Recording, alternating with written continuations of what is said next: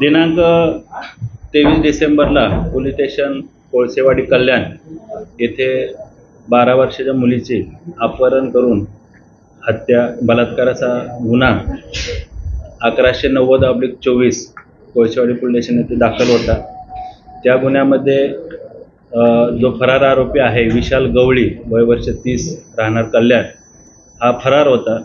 सदर आरोपीला गुन्हे शाखेचे घटक 3चे अधिकारी श्री शिंदे PI शिंदे त्यांचे सर्व सहकारी API उगल मुगले आणि त्यांची टीम, त्याचबरोबर गुन्हे शाखेचे घटक 1चे अधिकारी, घटक 5चे अधिकारी, मालमत्ता कक्षाचे अधिकारी आणि सेंट्रल युनिटचे अधिकारी आणि त्यांची टीम या सर्वांनी मिळून त्या फरार आरोपीचा शोध घेतला, तपास केला। त्यामध्ये सदरचा आरोपी हा बुलढाणा जिल्ह्यामध्ये गेला असल्याची माहिती, गोपनीय माहिती घटक 3च्या अधिकाऱ्यांना मिळाली। त्या अनुषंगानं सखोल तपास करून सदर आरोपीला आम्ही शेगाव येथे त्याचं लोकेशन ट्रेस केलं।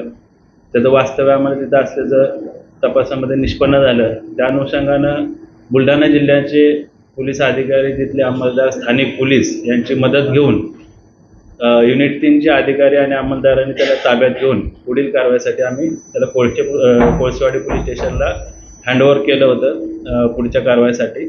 त्या अनुषंगानं तपासी अंमलदारांनी माननीय न्यायालयामध्ये त्याला हजर केलं आणि त्यांना आरोपीला दिनांक 2 जानेवारीपर्यंत 8 दिवसाची पोलीस कस्टडी मिळालेली आहे।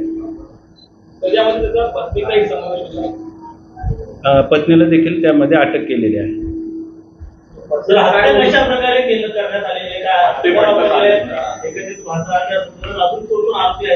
दोन्ही आरोपींना, आरोपी विशाल आणि त्याची पत्नी साक्षी या दोघांनाही सदर गुन्ह्यामध्ये अटक केलेली आहे। मान्य न्यायालयाकडून त्यांना 2 जानेवारीपर्यंत पोलीस कस्टडी मिळालेली आहे। आता या कस्टडीच्या दरम्यान या आरोपींनी कशी हत्या केली, त्याचबरोबर कुठं हत्या केली, कोणतं हत्यार वापरलं, अजून यामध्ये कोणाचा सहभाग आहे का, त्या अनुषंगानं कोळसेवाडी पोलीस सविस्तर तपास करते।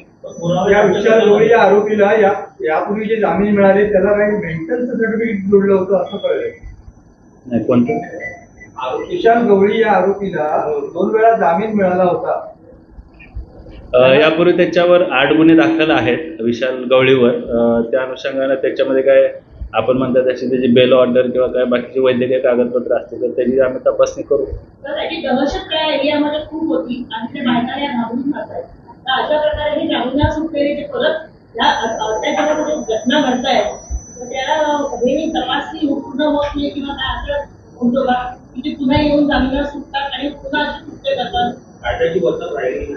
गुन्हा दाखल झाल्यानंतर स्थानिक पोलीस असतील, तपासी अधिकारी असतील, त्याचा सविस्तर आणि शास्त्रोक्त पद्धतीनं चांगला तपास करतात। त्याला न्यायालयामध्ये आम्ही त्याला हजर करतो, त्याच्यावर दोषारोपपत्र जे दाखल करतो। संपूर्ण तपासाची प्रक्रिया पोलिसांकडून योग्य पद्धतीनं पार पाडली जाते। त्याच गोष्टी आता या 8 दिवसाचा जो रिमांड मिळालेला आहे त्याच्यामध्ये सर्व गोष्टी निष्पन्न होतील। आता प्राथमिक तपासामध्ये अद्यापर्यंत कुठली माहिती नाही।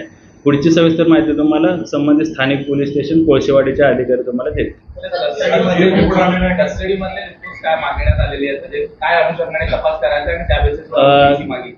पोलीस कस्टडी रिमांडमध्ये सदर आरोपीनं गुन्हा करताना कुठल्या ठिकाणी गुन्हा केलेला आहे, कोणता हत्यार वापरलेला आहे, कशा प्रकारे गुन्हा केलेला आहे आणि इतर ज्या काही पुरावे आपल्याला त्याच्यामध्ये हस्तगत करायचे आहेत, आरोपीचा सहभाग कसा आहे, इतर कुठल्या आरोपीचा सहभाग आहे का, त्या अनुषंगाने पोलीस कस्टडी मागितली। पळून जाण्यात इतर कोणी मदत केली होती एक्सप्रेस मधनं ज्यावेळी ते गेले, आणि दुसरं महत्वाचं म्हणजे की मद्यप्राशन केलेलं होतं का?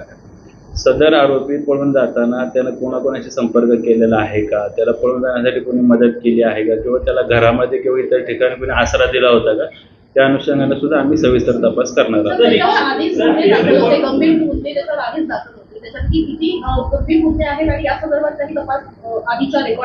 त्याच्यावर यापूर्वी 8 गुन्हे दाखल आहेत आणि त्या गुन्ह्याची सद्यस्थिती किंवा त्याबाबत इतर अधिकची माहिती स्थानिक पोलीस तुम्हाला देईल।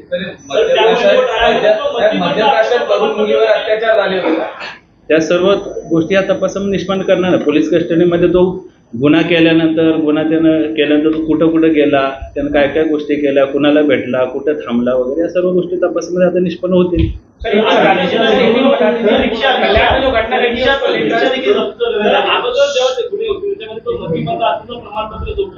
तेच मी मगाशी सांगितलं की त्याच्या जे पूर्वीचे गुन्हे दाखल आहेत त्याच्यामध्ये बेल ऑर्डर्स असतील किंवा जे काही तपासाची कागदपत्र असतील त्याची पण आम्ही तपासणी करू.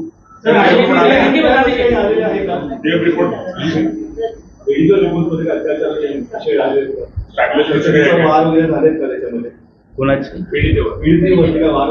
त्या गोष्टी आता सगळ्या तपासात येतील ना. जे काय हा गुन्हा संवेदनशील आहे, एक मिनिट, हा गुन्हा अतिशय संवेदनशील आहे. आम्ही त्याचा एकदम शास्त्रोक्त पद्धतीनं सर्व बारकाईनं फॉरेन्सिकच्या मदतीने सर्व बारीक असतील महत्वाचे असतील सर्व पुरावे आम्ही चांगल्या पद्धतीने हस्तगत करणार आहे. सर्व गोष्टी आम्ही रेकॉर्डवर आणणार आहे. त्याच्यामुळं आत्ताच त्याबद्दल माहिती सांगणं उचित होणार नाही. त्या सर्व गोष्टी तुम्हाला नंतर तपासामध्ये स्थानिक पोलीस स्टेशन माहिती देईल त्याबद्दल जे काय असेल. आता जे 1190/24 मध्ये जे कलम लावलेले आहे तपासात अधिकचा काही पुरावा निष्पन्न झाला तर त्या अनुषंगाने कायदेशीर कारवाई अधिकची कलम आम्ही लावून आतापर्यंत झालेल्या तपासात